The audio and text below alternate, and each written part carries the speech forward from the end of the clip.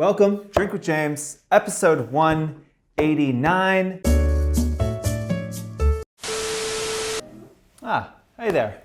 Sorry to interrupt, but I am breaking in with a very special announcement. The applications for the second Sephora Squad are open today. You go to sephorasquad.com, connect your Instagram, fill out a short application, get testimonials. You got a chance to change your life. You get a 1-year paid contract with Sephora, mentorship from other influencers, from and from the leadership at Sephora. You get free product, you get early access sales. This program changed the lives of everybody that got it last year. So I urge every single one of you to go to sephorasquad.com and apply. I believe last year we had people from 1,000 followers to up over 1 million. So any following is eligible for this. Excited to read y'all's applications. Don't sleep on it. We are going to start this off talking about what the whole world is talking about, coronavirus. Now, a couple things to talk about. One, I was talking to a reporter today about this. And I think that as people that have platforms, it is important that any information you post, if you see someone post an Insta story or tweet something that you think is interesting, you're going to retweet it or you're going to screenshot their story and repost that. Maybe it's information about virus or ways to avoid it, whatever it might be. I think that as people with platforms, you have a responsibility to fact check the things that you're going to post. So before you go to post something, especially about a virus where people's lives are potentially going to be impacted, just Google it. I saw a tweet recently, someone says, as a scientist, I want to say that using hand sanitizer does not kill coronavirus. That tweet got like 180,000 retweets, went viral, blah, blah, blah, blah, blah. Bunch of other doctors jumped in and were like, this is 100% false. This is total bullshit. While hand sanitizer is not as effective at cleaning your hands as soap and water, it is effective, especially if you are not near a sink. And disinformation is especially damaging during a health crisis. And here's the thing, with coronavirus or any crisis that you're in, right? Like everybody's anxieties are heightened and everybody is like thinking about this or focused on it in some way. And so you have people that believe it is worse than is being reported. And if you publish any information that supports that worldview, they're going to latch onto it and spread it, even if it's not true. And there are people that believe that this is not as bad as people are saying. And if you publish any information, untrue or true, that supports that worldview, they will spread it. And there are consequences to that. So I ask all of you to take your platform, and I think that using it to educate people about how to protect themselves and their families and how to stop the spread of this virus that, while not incredibly dangerous for people under the age of 50, is very, very dangerous for the older population, and we need to do our part to try and stop the spread of that. It is also important to stop the spread of misinformation. Go to Google, fact check the shit before you post it. That is point number 1. Corona, point number 2. If you have a brand trip coming up and you don't feel comfortable attending, if you have a deal with a brand where you're supposed to go to an event and you don't feel comfortable, reach out early and let them know. A number of our clients are postponing campaigns that we have booked with them because they don't have product or because they involve an event portion that they don't feel comfortable going through with right now. Again, everyone's going to be understanding right now, but the sooner it gets to the date of that activation, the harder it is for them to change their plans. So if you're feeling anxious, reach out today, deal with it. Hit pause, email them, come back, and hit play again. Just take care of it right now. Okay. Corona talk is over. We are now going to talk about the Kardashians, because why the fuck not?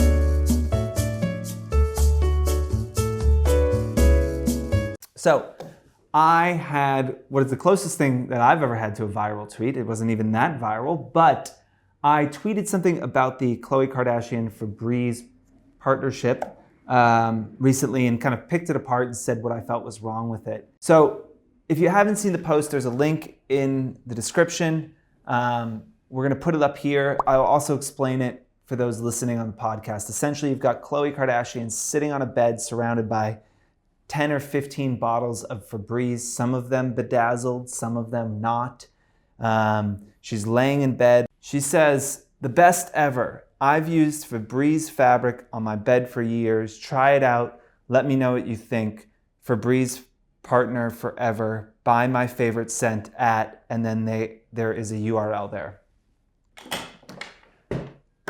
I saw this post and I was shocked at how bad it was. You can see my analysis on Twitter. Again, I'll put a link to the tweet, but I kind of just pick it apart. But there's kind of three main takeaways, I think, from this post that hopefully y'all can learn. So number one, authenticity gap. What is an authenticity gap? Good question. I just made it up last week. So let's define it. Authenticity gap is something I use to describe the phenomenon when an influencer is posting about something, but there's something creating a gap of believability, right? Like there's something about the post, the way they did it, where the audience doesn't believe them anymore, right? So in Khloe's case, she is posting about Febreze. Now, on Twitter, people were like, but Khloe's a neat freak. She's totally like OCD. She's like lining up her Oreos. And I don't watch the Kardashians. I didn't know that. But she also has generational wealth and she definitely has a full-time staff taking care of her house. There is no way she's cleaning her house. No way, right? And so like as a person whose children's children are going to be living off of her money, she has to fill that authenticity gap. She has to tell a story that allows me to believe what she is selling. Because when a multi-millionaire tells me that they love Febreze, I say, fuck you, you're lying to me, right? Like, I don't believe you. And this post went viral because it was so unbelievable, because nobody believes she uses Febreze. Now, they could have told that story authentically, potentially. She could have talked about how OCD she was, but they didn't, right? And so they left this gap, and the audience was here and the post is here, and in between that is like disbelief. And if you don't do anything to address the authenticity gap, it makes it impossible for the post to be successful. And as you think about that in your own work, right? I don't think your authenticity gap is going to be as large as Khloe Kardashian's. But if you think about some of the partnerships you've done that are a little less endemic to your feed, that are a little harder to make feel authentic, that's what you're feeling. You're feeling that authenticity gap, you know? Even if you're a fashion influencer and you've never talked about beauty and you're doing your first beauty post, you don't have the same authenticity and beauty that you do in fashion. And so there is an authenticity gap there, and you have to fill it with a story, you know? You have to address it in some way. You know, we say this sometimes when people are doing campaigns for things that you would never talk about on social otherwise. I've seen like NyQuil do a bunch of advertising. Look, I love Dayquil and NyQuil. I take it when I feel sick, right? But if money didn't exist and sponsored posts didn't exist, nobody would do a in-feed post on Dayquil. That would literally never happen, right? And so when you do that post, you have to work harder because there's instantly an authenticity gap because people know you got paid, right? And so you have to tell a good story. I've seen influencers do it well and use their stories to bridge that gap, and I've seen them just ignore it and say like, when I'm feeling down, I grab a Dayquil so I can attack my day. Like, fuck, what the fuck? Like that is so bad, right? And that feeling that you get, that knee-jerk, like snapback, like, oh, what is that? That's an authenticity gap, and you have to address it. Look, audiences know that you're advertising to them. They know these are sponsored posts, but I think you have to work harder when that post doesn't feel natural. And again, as we said, connect a personal story to it, or make sure you're using, like, you use the product and you're thinking as you use the product, what's the story I'm going to tell here? How am I going to make this make sense? Because again, if you're a beauty blogger and you're posting about beauty, you have no authenticity gap. You don't have to work as hard to make that make sense. But when you are throwing something at your audience that they didn't sign up for, they didn't sign up to be advertised, like to have Dayquil advertised to them, right? So you have to work harder to make sure it provides them value. Point number 2, tone matching. So there was another way that Khloe could have bridged the authenticity gap, and that was by going completely ridiculous, right? By acknowledging the authenticity gap and actually shining a light on it, right? So part of my problem with her post was that the photo seemed like it was kind of tongue-in-cheek. She was sitting in her bed. There was 15 bottles of Febreze. Some of them were bedazzled, which is completely ridiculous. And it felt like for a second that like they were going to try and just go over the top and make it funny. But then the caption was like serious and wasn't tongue-in-cheek and funny. I do think if that authenticity gap exists, you can address it.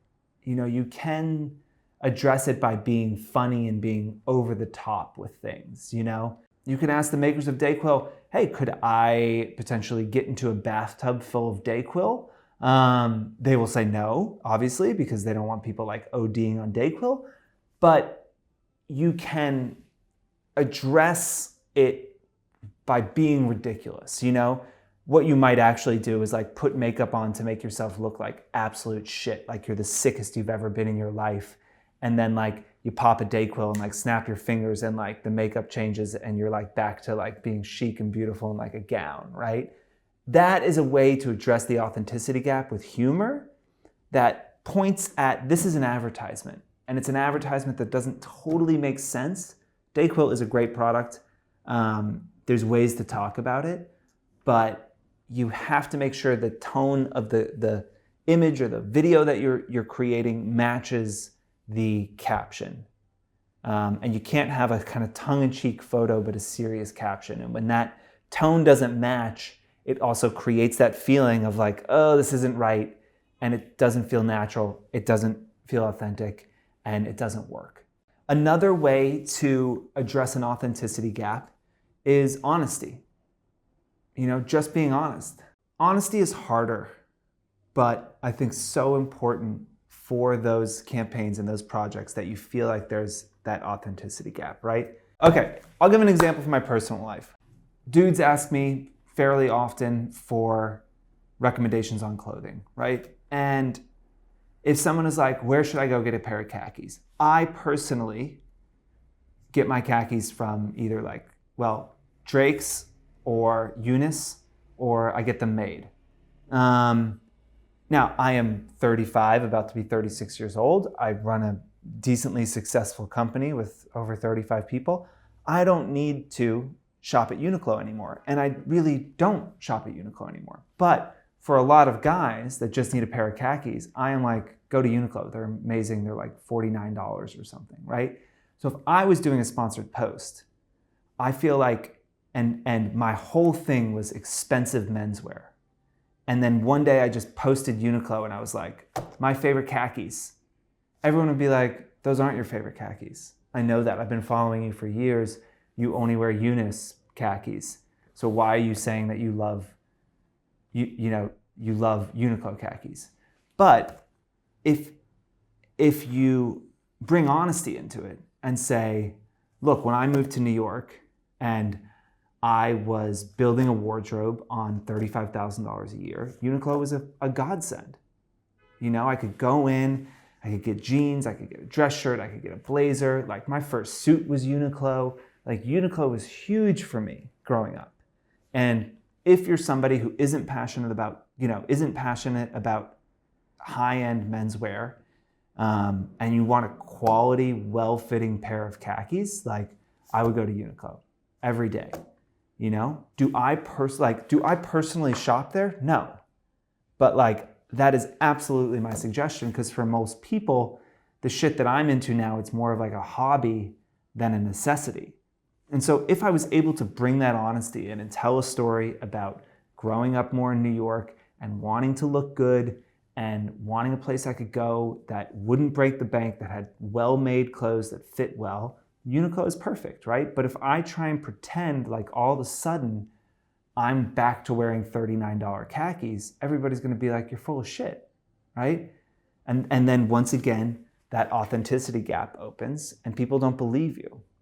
I think another example I've used before is all the influencers that use La Mer and La Prairie and all this insanely expensive skincare, and then all of a sudden they're saying how they love Olay.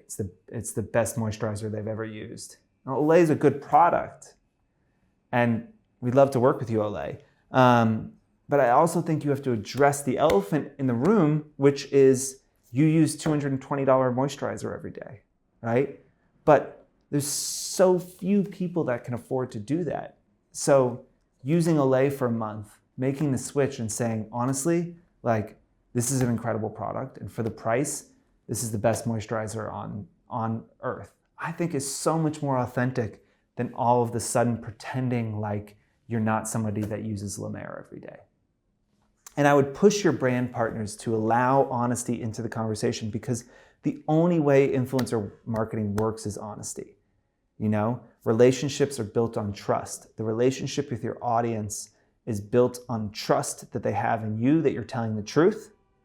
And if you stop telling them the truth and you lose that trust, you lose your ability to sell things to them, and you lose your ability to make a living in this industry. So in closing, if you're feeling weird or uncomfortable about a sponsored post, it is probably because an authenticity gap exists, and think about the ways to bridge that gap and make sure that you deliver a piece of content and a piece of content for your audience that is entertaining, educational, inspirational, and a piece of content for your brand partners that is actually going to move the needle and get people to care about their product.